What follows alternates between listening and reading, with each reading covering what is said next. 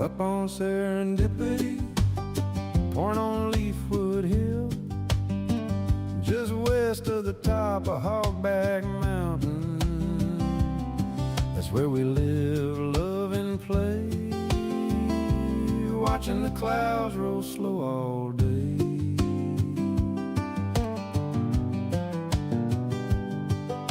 Cold in the winter, frost on the ground, firewood crackling, that familiar sound. Mild in the spring and summer breeze, dogwoods bloom through the Georgia trees.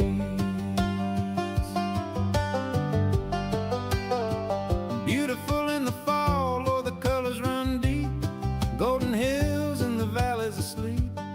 Every season's got a story to tell, life up here fits us well. Serendipity Point, where the good Lord shines, finding treasures you never set out to find. In the flora and fauna, in the morning light, finding joy in all things, making others' lives bright. Making others' lives bright.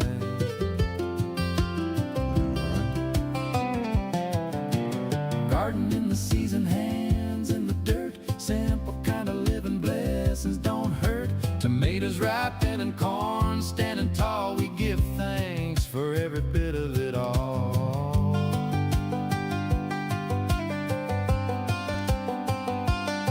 When the cold winds blow, we gather round, neighbors and kin, laughter in the sound, stories told by the fire's glow, the kind of warmth only country folks know.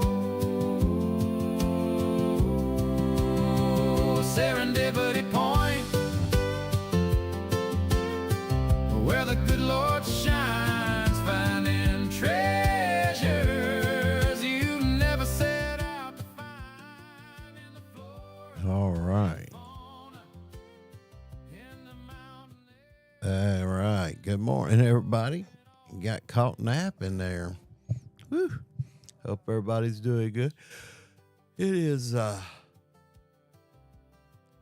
the 20th day of April. Where has this year gone?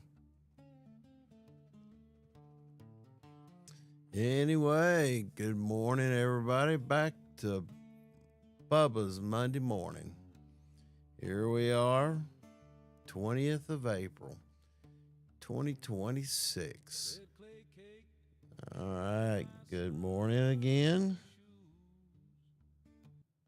If you would,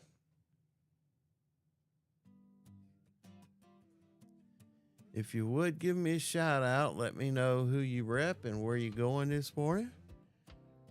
What's going on? Got caught napping this morning. Got up too early. All right. Good morning, Bubba here. Well, let's go ahead and get this week started the right way. Focused, prepared, and committed to working safe, timely, and efficient. Today we're going to be talking about personal fall protection equipment. I've been concentrating on that.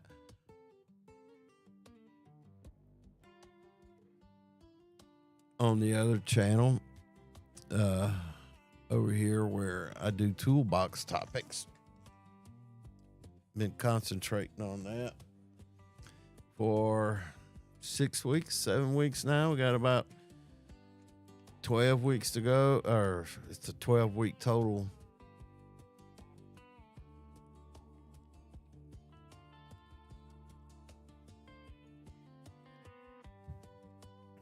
It's a 12-week total course. But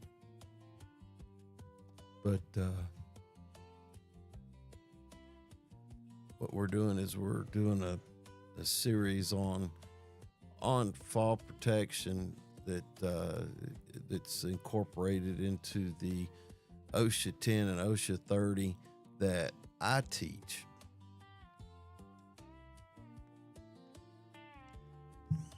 And just rudimentary training on fall protection. But anyway,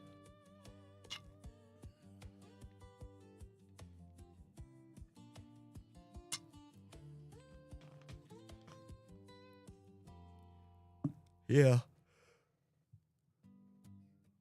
Oh, I fell asleep sitting here in the chair. I'm trying to wake back up. I'd gotten up at 3 and I said, well, I'll go ahead and get up. I've been battling another cold.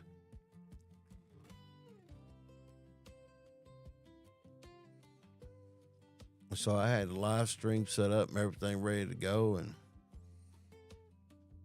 sat here in the chair, and I said, well, I'm going to close my eyes for a minute. And before I know it, an hour had passed, sitting upright. How about them apples? But anyway,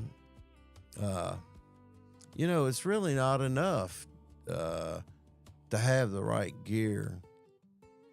And one of the things that a lot of people fail to do is to, with their fall protection, is to inspect it, wear it correctly, and trust it. Harness lanyards and anchors, they only work if they're used the right way. Anyway, let's finish up our roll call. Let me send me what do they call these, chat. Let me know where you're headed and what are you geared up for working at Heights this week. Are you working at Heights?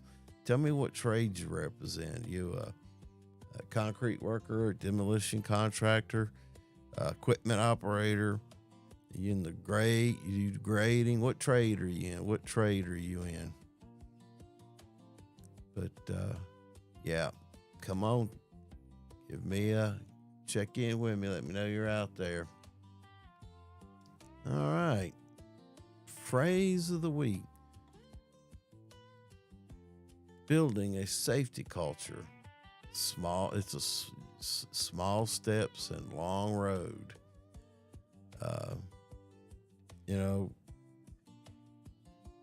Building what's the safety culture like in your company? Do you have a good safety culture?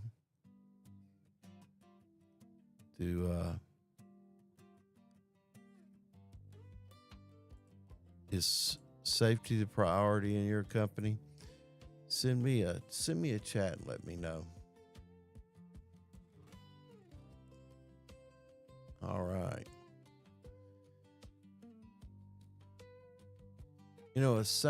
A strong safety culture, it's not built overnight. It's built one equipment inspection at a time, one conversation at a time, one corrected mistake at a time. Small steps taken consistently create big results over time. You don't build a safe job site with big speeches. You build it with daily habits. Safety culture isn't declared, it's demonstrated. And I see so many companies out there that put up the billboards and the signs, and they print the t-shirts for their guys to wear.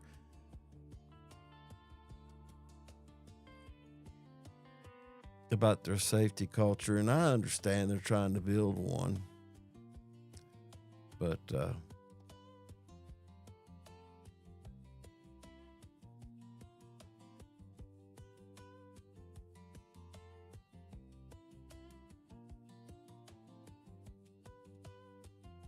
all right.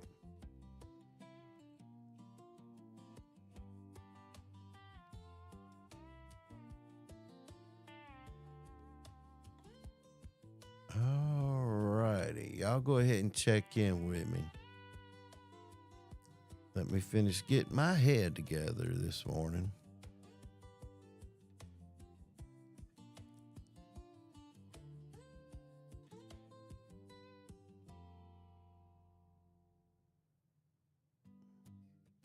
I need to set up another screen here. Is what I need to do.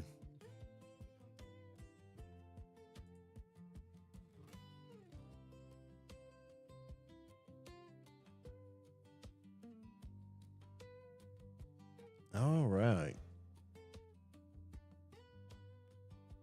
Y'all go ahead and check in with me. Give me a thumbs up. Say good morning, Bubba.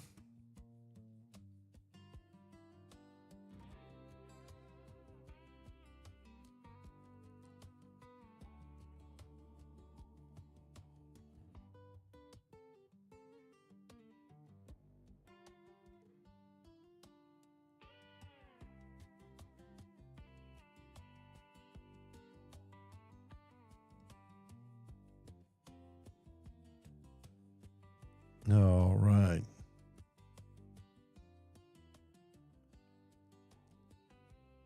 Oh, took some cough medicine this morning so I wouldn't cough on the broadcast this morning. It's kind of put me into a daze this morning. About falling asleep at the wheel and all that stuff.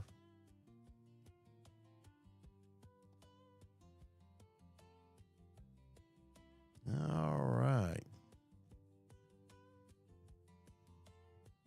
Yeah, we talk about safety culture a lot on this show. And it takes a while to build one. I've given out my examples of and experiences of building safety cultures for companies I've worked for. And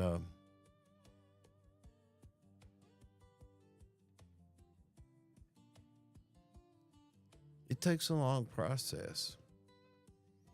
You can't just wave a magic wand and all of a sudden you got the safety culture. And it's really interesting the way that works. Safety culture, leadership, production, all that stuff, building a strong company. A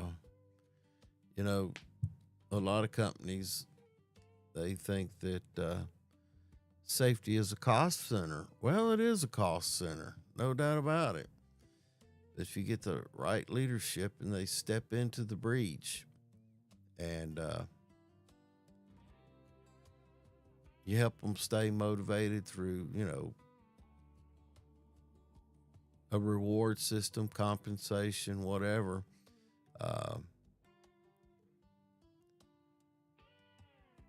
They commence building a strong organization for you.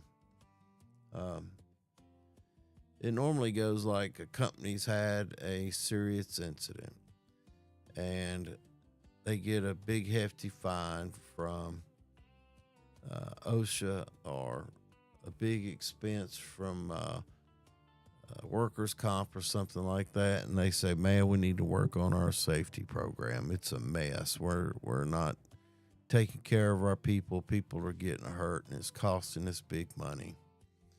And they'll hire a guy and if the guy's worth his salt, he'll get in there and start developing the culture. It may take several months to a year, maybe even longer, depending on the organization, the size, and the buy-in and all that he gets through in the organization. And begins with the training processes, PTPs, helping them understand what the company policy is, company standards, OSHA standards, and getting them to follow, doing constant maintenance and site visits, just checking on the guys and making sure they're following procedures. And over time, it'll start working. You may have to move some people around or make some changes, but eventually it'll happen.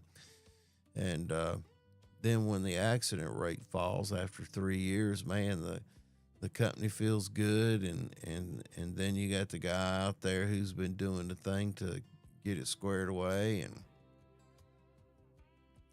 all of a sudden, you know, they look at other ways to increase their profits, and safety loses its priority.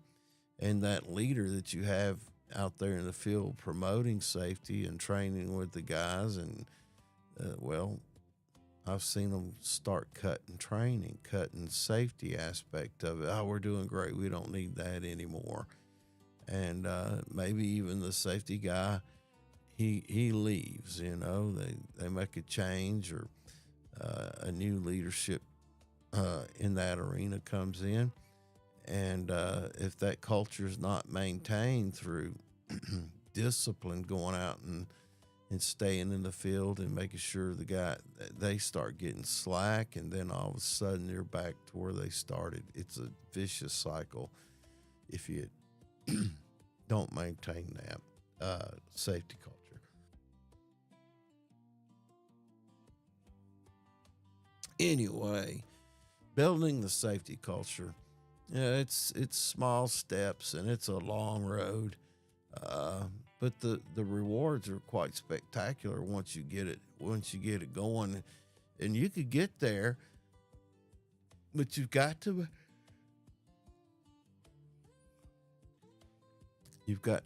maintain what you've developed.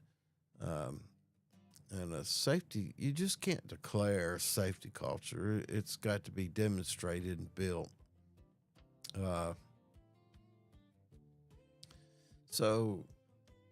Along with that, let's, as we're on our job sites, this is a good training point. Foremen, supervisors, let's talk about awareness, hazard ID, communication, and mitigation of hazards. You know, bring it back to the fundamentals. You know, safety starts with awareness. When you come onto the job site, what's around us? What kind of activities are going on? Are we hanging steel? Are we putting in concrete foundation?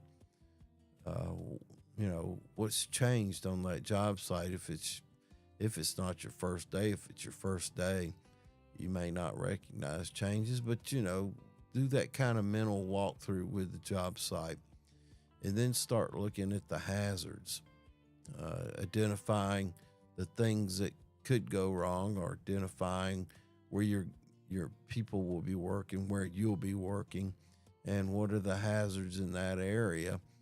And then start thinking about ways to mitigate those hazards. And then you want to have a PTP meeting where you're communicating those hazards to your fellow employees, your subordinates, or whoever, and identify ways to mitigate those identified hazards. And it has to be a written process, because and they have to sign off on it. You have to get signatures on that page, so that you can signify that the employees recognize those same hazards that you do, and they acknowledge the mitigation process to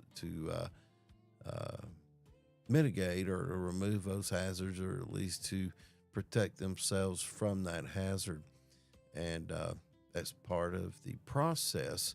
When you get their signatures on there, it shows that they recognize it. And then the next thing is, you got to make sure that they're actually out there protecting themselves from the hazard, and just not pencil whipping some form, but they're actually doing it. You know, a lot of people, a hazard ignored is an incident just waiting to happen.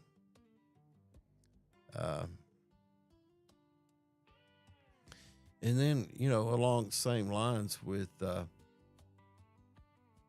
what we've been talking about this morning is with fall protection is do your guys know how to inspect their fall equipment?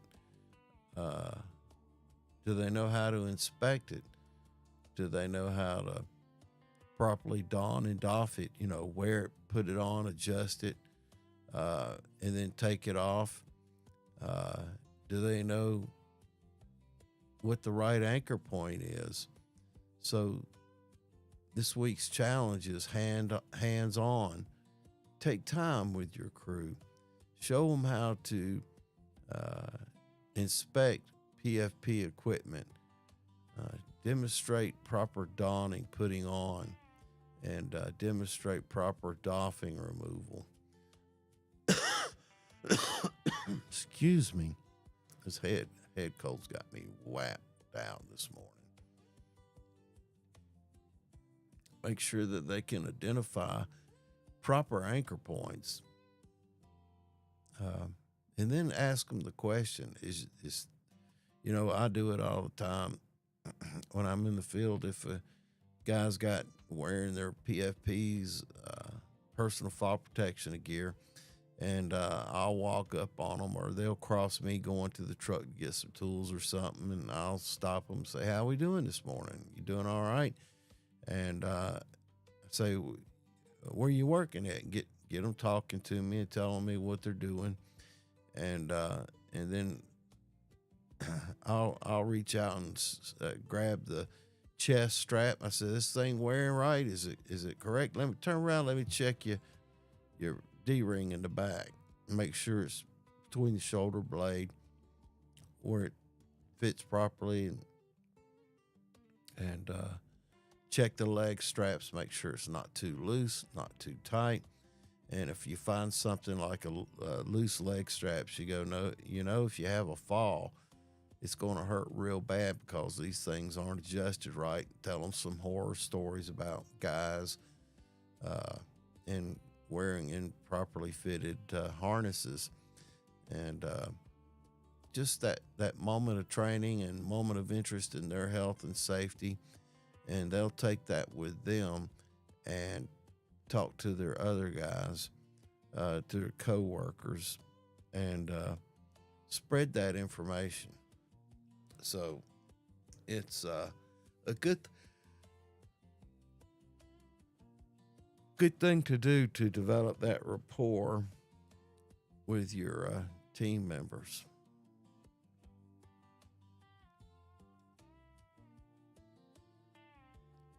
Anyway, moving along. And you know what? When you get these guys out there and you check their equipment, their confidence will increase because they know they're doing it right. And their confidence comes from doing it right and just not guessing. Am I wearing this right? I've never done it before. Am I being safe here? I know they say put on fall protection, but am I doing it right? Wow.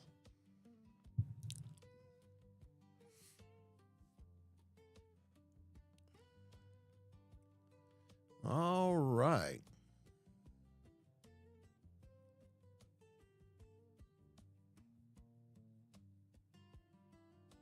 Monday morning.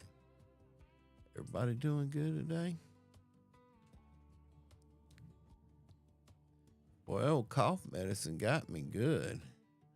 I said, well, I got up at 3 this morning. I said, well, I'm up. I might as well get up. I said, well, I can do this and do that. Maybe start me I hadn't even had a cup of coffee.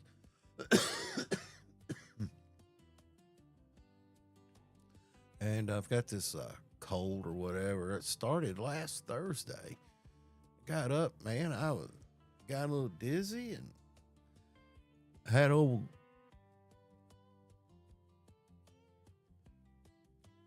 snotty nose. I had a doctor's appointment anyway, and I got in there and talked to him about it. And I had some fluid on the ears and the snot, and it was some kind of, it might have been a combination of all the pollen and then catching a head cold. And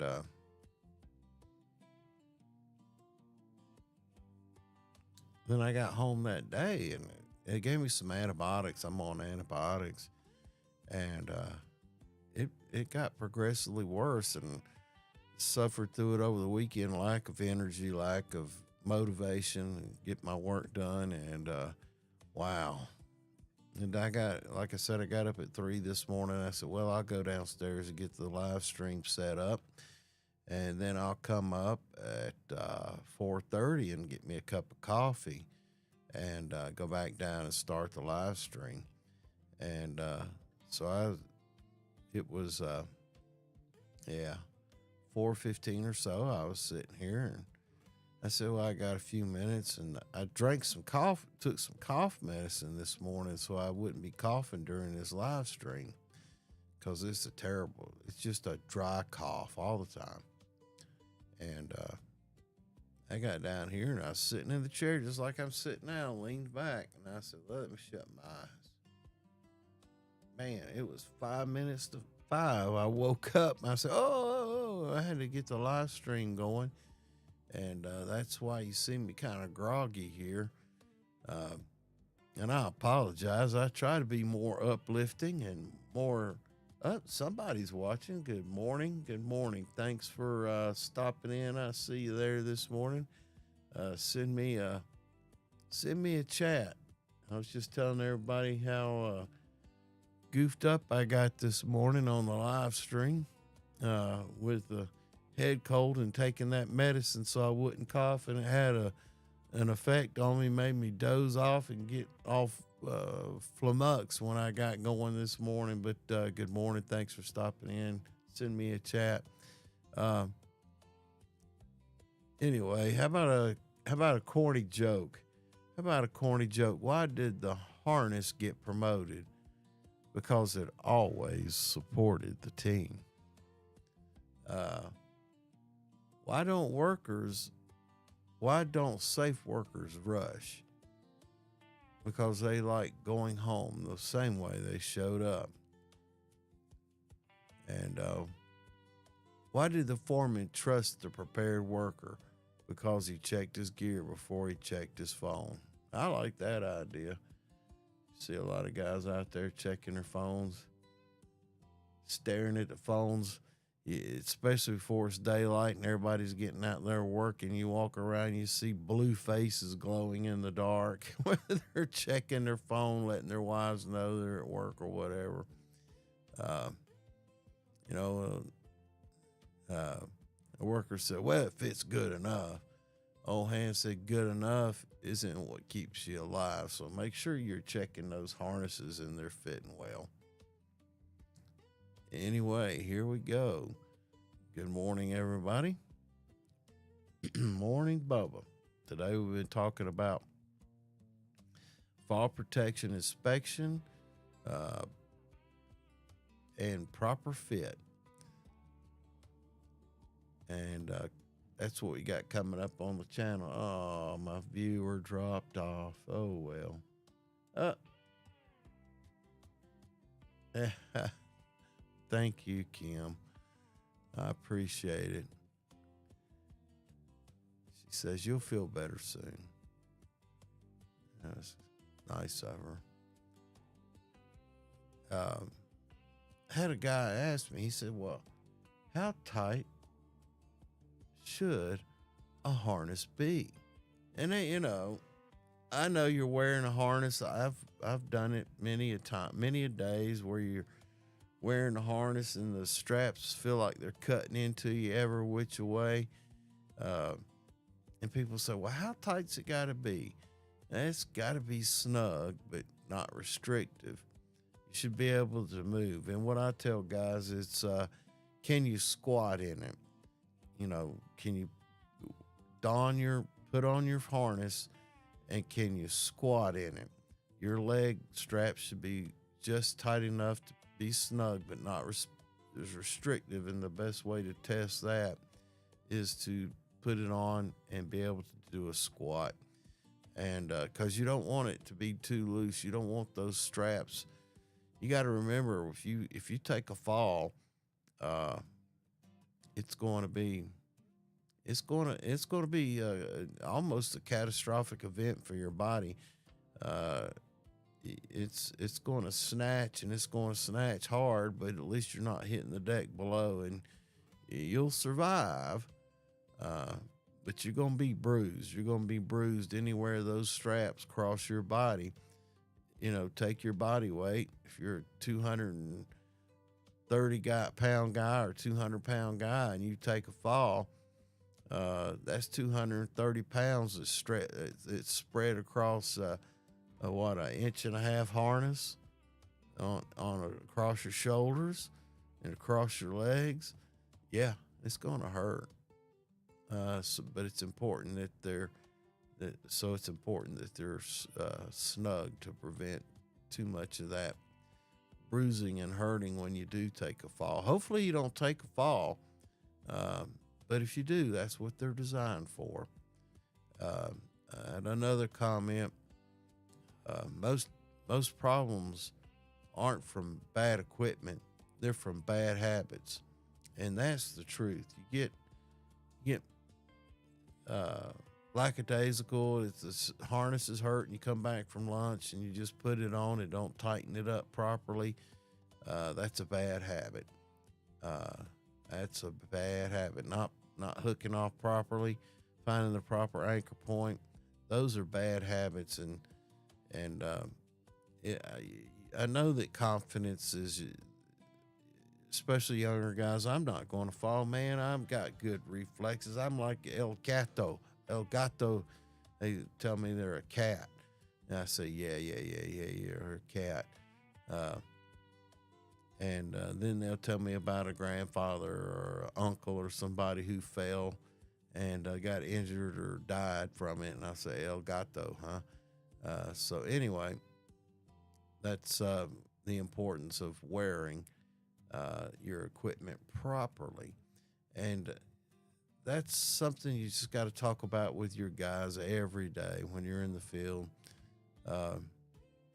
making sure they're wearing their equipment properly. And then another thing is storage and care of fall protection equipment.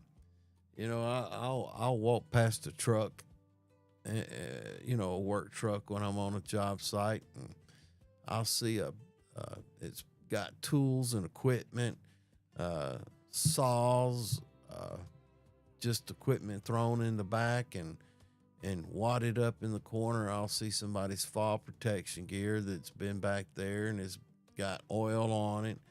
It's been sitting in the sun. It's been wet. It's been soaked, cooked by the sun, and I'll pull it out and inspect it, and it's bad. And a guy comes and says, somebody got my fall protection. I said, well, I got your fall protection. Is this yours? He goes, yeah. I say, no bueno. You got to get some new. This won't pass inspection. The D-rings are rusted.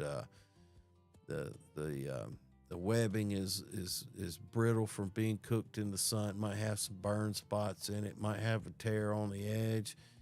And a lot of times I'll keep that harness, and the next morning during our toolbox meeting, I'll bring that out and use it as an example. And then when I'm at the end of the example, I'll take my pocket knife and cut the straps on it so it can't be used anymore, and hand it back to the guys and say, this is what should happen with it. You got to make sure it's inspected properly. So you got to take care of your gear because it takes care of you. Store it in a dry, clean area. Make sure it's in a side box if you're in a truck, or if you're fortunate enough to have a job site trailer or a tool trailer. Make sure you hang it up and put it in a good area where it's hanging properly and it's out of the sun. It's not exposed to grease and oil or direct sunlight.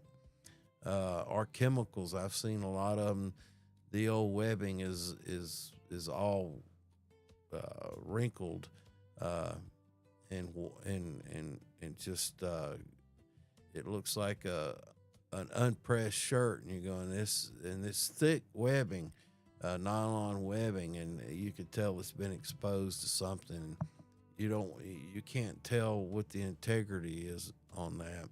And another thing is, and this is where I fail a lot of equipment, and I hate doing it, but if you can't take care of your equipment to maintain the labels on it, the safety labels on it, you're not taking care of it enough to stay into service. So if the label is missing or damaged, then it needs to come out of service, just because that the condition of the label is probably similar to the condition of the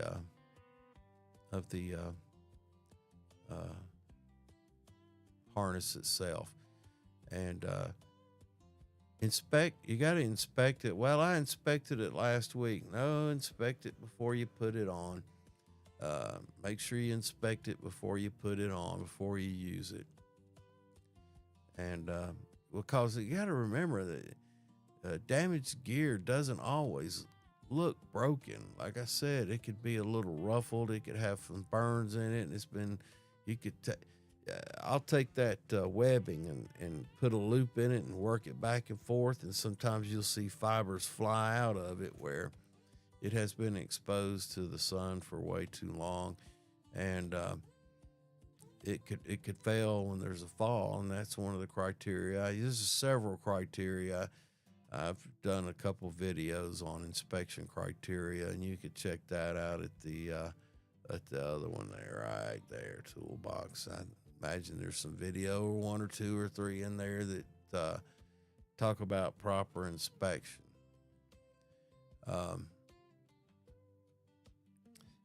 Is a final on that. Take care of your tools, and they'll take care of you. And when it comes to fall protection, your tools protect your life.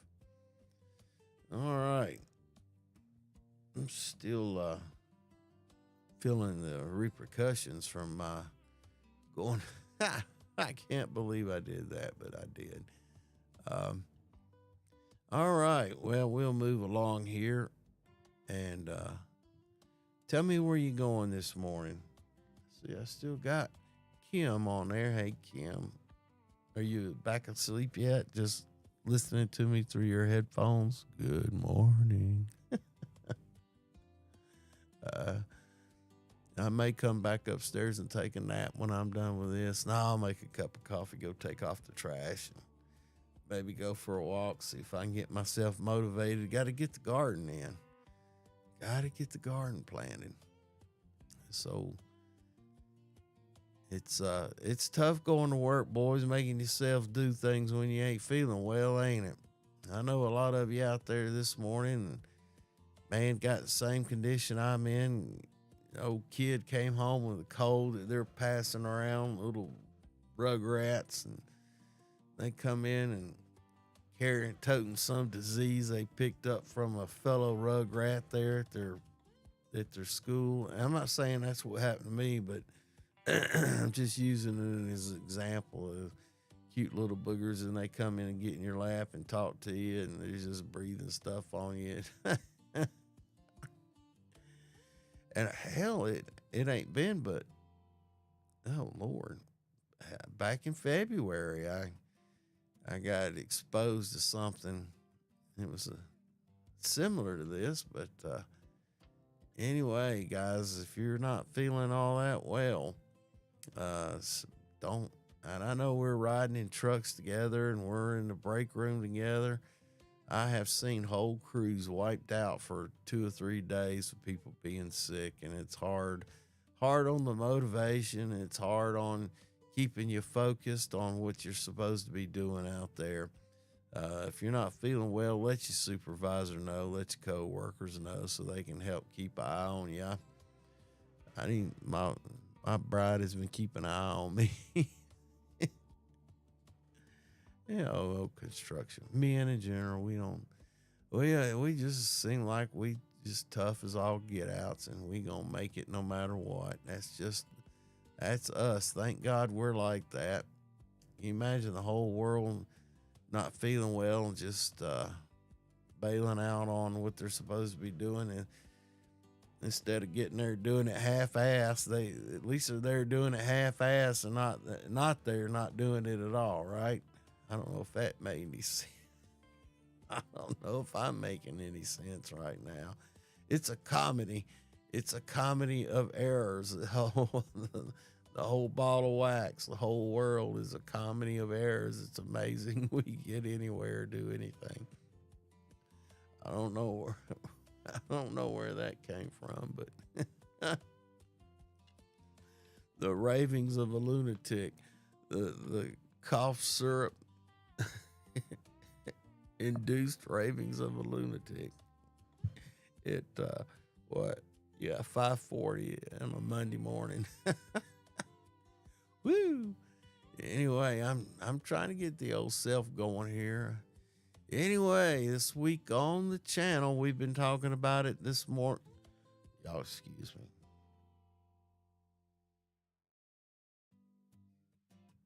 I had to hit the cough button. Anyway, we've been talking about it this morning, and that's the theme of this week in the Toolbox Safety videos over on the other channel. Inspection and proper use of personal fall protection equipment. And that's a critical thing. And like I say, we're working on a 12-part series that covers fall protection, which is the prerequisite or a requirement under the OSHA 10 and OSHA 30 that they require you to cut. In the OSHA 10, it's an hour and a half of fall protection training, and that's what that mini course inside the channel is supposed to provide, is just the minimum for fall protection. And a critical part of that is inspection and proper use of personal fall protection. We've covered various types of fall protection, from the guardrail system to the nets to the restraint to the positioning systems, and the PFP is a large part of those overall systems because they're used in conjunction with a lot of them. If if you're in a situation where you do have guardrails and they have to be removed in a gantry way to bring equipment in and out, bring equipment in or out of an upper level, then there's a gantry way where the guardrails need to be removed, and we need to have PFP there or positioning devices to keep us from getting to the edge. A lot of times it's just on a busy job site, short-term job site, then a PFP is engaged at that point, even though you do have guardrails and you may have safety nets, but who wants to fall 30 feet into a safety net? I think I'd rather have personal fall protection on. And those safety nets are also designed not only to catch personnel that may have a fall, but to catch gear or equipment or anything else that may go over the edge in the building process. Even a personal fall protection, you got to even use that when you're using positioning devices. So you've got the two hooks on the side that you're hooked up to the form work you're doing, and you still got to have PFP to prevent a fall when you're in that situation. So it's absolutely important that you perform the safety checks and ensure that your equipment is safe. And that's what we did in this video this week on the other channel, is talked about fit and adjustment, inspection points, common mistakes, and some real world applications. Make sure you check that out. Share it with your men, or if you've got a class coming up and you need a training OSHA has a requirement that you do regular training for your employees, and you've got to satisfy that criteria under the OSHA standard. Then you can use that video in a classroom setting. I think I've got 2 or 3 videos where I actually go through a hands-on inspection of fall protection. But check out the other site. It's got all that stuff there, because knowing your gear is just as important as having your gear. And so that's what we got going on. I'm going to kind of try and I know it's 15 minutes early, but I'm here, but I'm not here, and I'm not doing anybody any good service, but I'm trying to remain consistent. So I do want to, before I sign this thing off this morning, I do want to offer up that safety isn't complicated. It's just learning and being consistent. If you do it the right way every time, it develops your memory muscle, and it begins, you see it when it's right because you do it right, and you see it when it's wrong because you do it when you do it right. And as you're out there working with your coworkers and you see something that isn't right, then you have the knowledge, training, and the experience to step forward and say, hey, pal, I love you, man. Let me show you how to get this right. I don't want to see you fall and injure yourself. And that's where safety really starts, where we're looking out for each other and we're performing the correct way. But it has to be consistent. So make sure you inspect your gear. Make sure you're wearing it right. And make sure you look out for each other. Small steps on a long road will develop a strong culture. Anyway, I'll sit here for another minute or two, see if anybody pops in. Got a little foggy head here. And I wish I could be a little more cognitive in what's going on right now. I'm struggling with it. Anyway, I'm going to go ahead and sign this one off. I'll play some music. I'll go to the title screen and play some music. But just as we move through, remember, keep it safe, timely, and efficient. And I appreciate you being here, and I appreciate you showing up. Make sure that you take care of yourself, because you're number one. And look out for your coworkers and help keep them safe. And the most important thing is to have a grateful day. And boys and girls, feel free to send me a chat. If you've got a question on safety, feel free to do it. And until we see each other again, as always, have a grateful day, and we'll see you next time. And I'll exit out of this thing and maybe play you some of the music I've come up with here in the past little while. And I'll see you next week.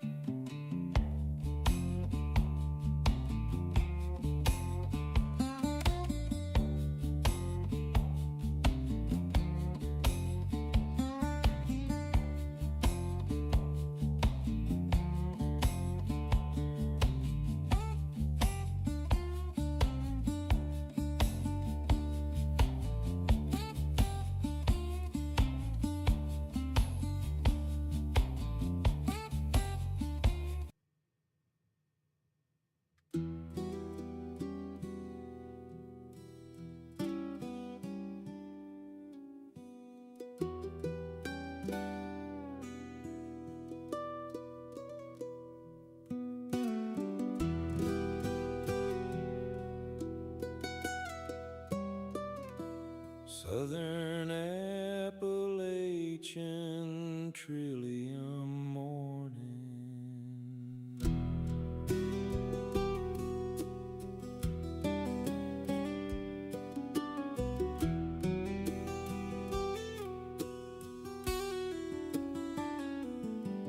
There's a hush in the holler for the daylight speaks. Mist rising soft off the river and the creek. Boots on the path where the old roots went, through a cathedral of pine and time. The mountain's breath is cool and slow, whispers through the hemlock rows, and I walk alone, but I ain't alone, with the earth humming low like a welcome home.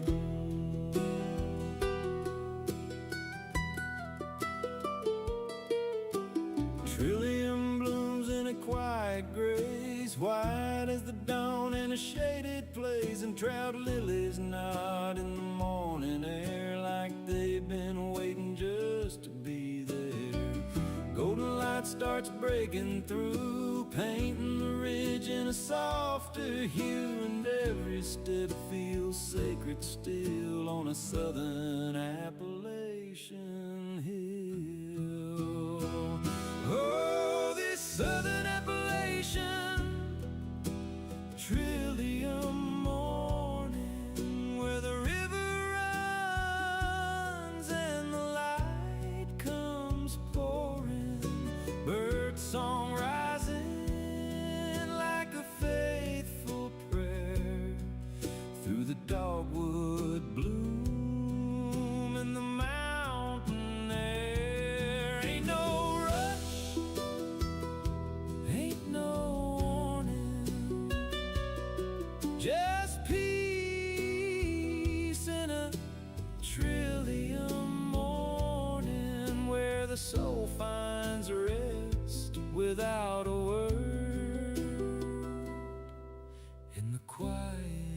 truth of what's been heard.